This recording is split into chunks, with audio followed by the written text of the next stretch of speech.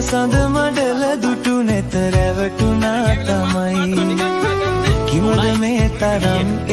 සීත පිණි නිසා තිලකය පාලුනා මුහුණ රතු වෙලා දෙනෙතින් කඳුළු පනින තුරු එළියට ඔහු මහිනා වෙනකොට උඹ ලස්සනයි දුමා